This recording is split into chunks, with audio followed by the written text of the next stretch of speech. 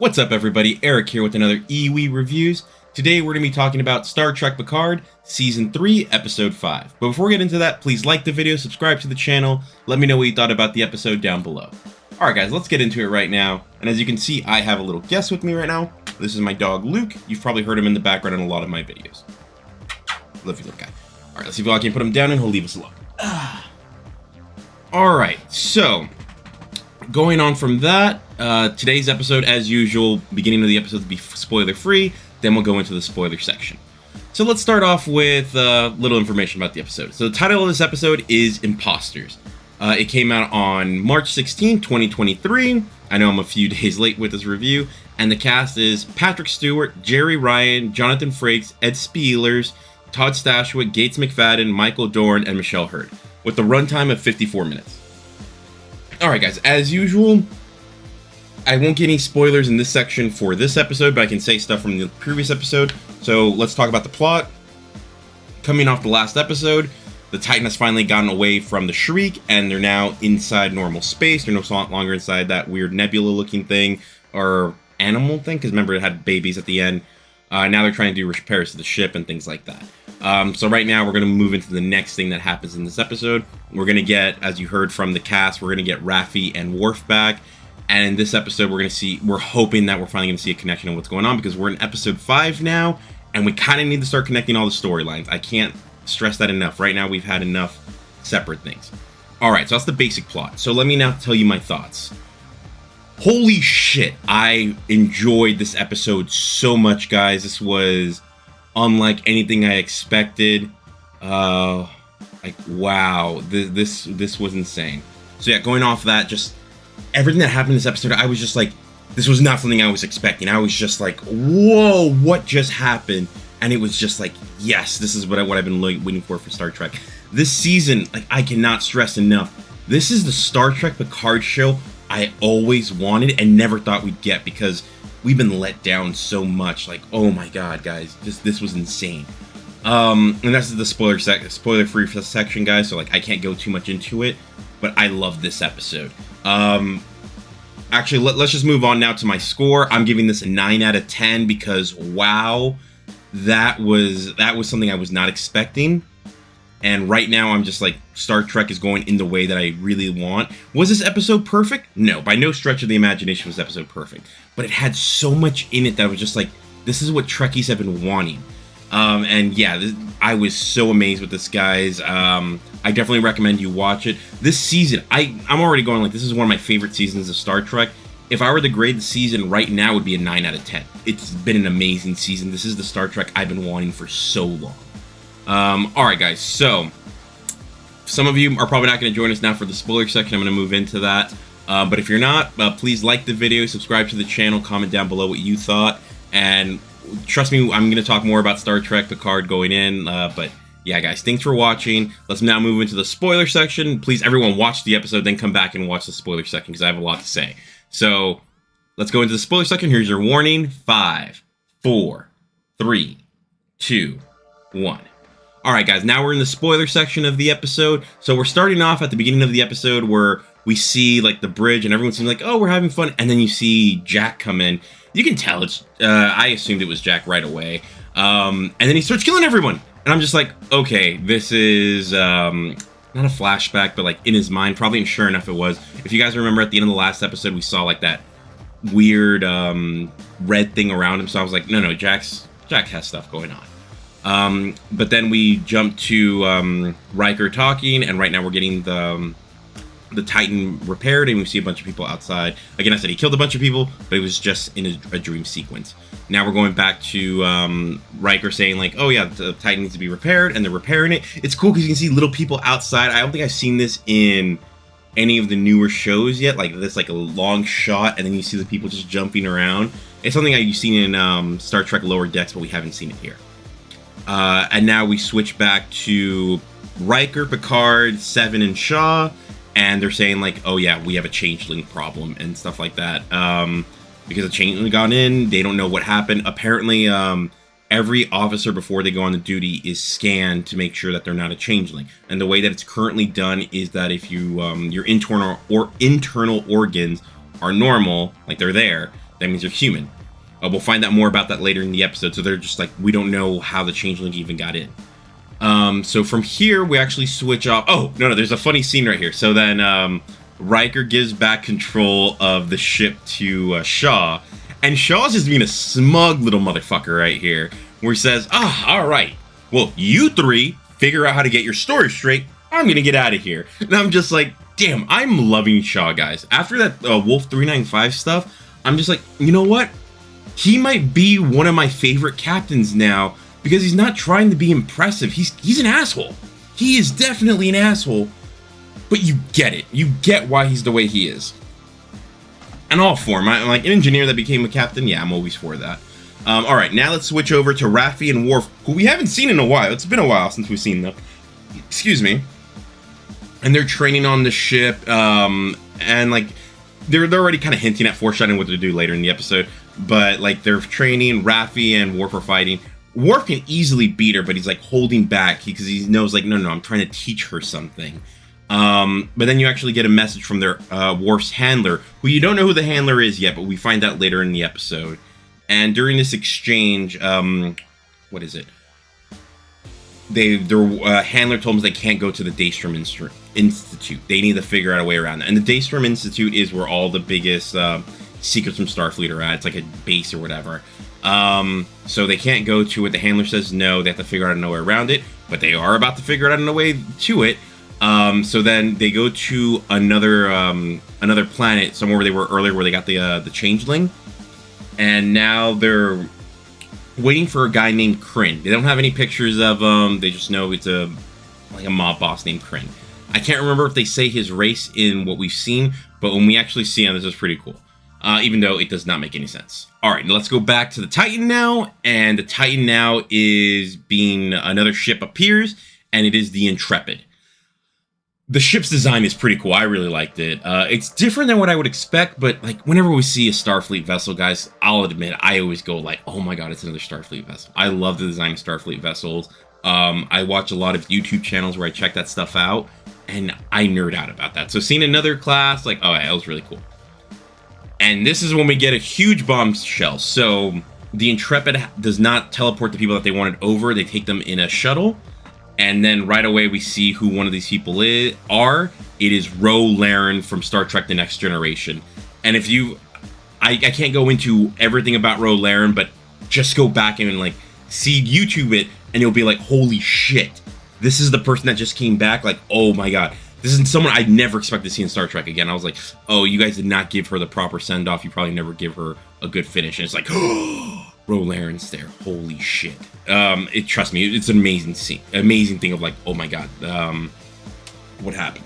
All right, let's jump to Seven and Jack for a second. Because this is a funny thing, because earlier in the episode, if you remember that dream sequence, Jack was wearing a Starfleet uniform. And now Seven's saying, hey, I need to hide you in plain sight. So she gives them a Starfleet uniform identical to what we saw in that dream sequence. So we're kind of like, oh shit, things are about to happen. All right, but let's go out of that, and now let's go to Beverly in sickbay, and they end up checking the changeling, and they actually are trying to figure out what's going on. So they have Ensign LaForge there, and they're like, hey, can you just say that you are saying that this changeling is not you? And she throws up, and I'm just like, oh yeah, because she's seen a dead version of herself, which is weird because the changeling didn't turn into a different form; it still stayed as her. So that was weird when it got killed in the last episode. And then from here, we're seeing that a bunch of crew is being moved to the Intrepid, just because it's like they don't trust what's going on the Titan. So Ro Laren's team is having people being beamed off to the other ship. And now Jack's also trying to get out of the ship, but however, he doesn't want to go to another Starfleet vessel because he doesn't trust himself. He's thinking these dreams like they're really messed up. So he's just like, I need to get out of this. But that doesn't work. So now let's go back to Raffi and Worf, and now Kryn appears, and he's a Vulcan, which I was just like, oh, okay, we got an evil Vulcan. But I mean, we've had evil Vulcans before. Cybok was evil, even though it was in a different way. Now, I will admit, Kryn didn't work for me overall, just because the way they used him being a mobster and being a Vulcan, it didn't work for me. It was cool to see because I really liked the actor. but it just didn't work for me. All right, so now let's go back to the Titan and actually let's go back to Raffi and Worf. Corinne appears, and if you saw this in the episode, it was noticeable that fucking Raffi's wearing a mobile emitter, like from Star Trek Voyager for the Doctor. So they knew that was a hologram. She was over there trying to like get Corinne, so that failed really easily. It was still fine to see. They end up, like, Corinne ends up catching both Worf and Raffi. All right, let's go back to the Titan. And now, while we're in the Titan, we find out that Beverly has opened up the changeling's body, and it has organs. It's bleeding like a normal person. So, changelings have evolved, and that is crazy. And now, wait, I might have missed something. Changeling evolved. Now we have Ro Laren talking directly to Picard, and it is very awkward between the two. And this is a really cool scene because, like, these two, we're actually in another really cool scene between the two. Right now, it's very, like, aggressive towards each other, and Picard then gets the message from Beverly telling them that, hey, they have evolved, don't trust anyone, they can, like, replicate inside human bodies. And earlier in the episode, Ro Laren, like, cut herself to show that she was bleeding, and it's supposed to, like, mess with the audience, make us think, oh, she might be a changeling when we find this information out. But I'll tell you right now, Ro Laren is Ro Laren. This is not a changeling impersonating her. Alright, so then we actually go to Ro and Picard go into the holodeck, and they eventually get into a standoff with each other where Picard's trying to say, like, no, who are you? What's going on? Like, and they're getting at it.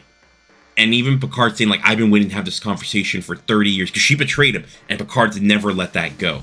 This is one of those people where he's like, I cared about you so much, and you stabbed me in the back.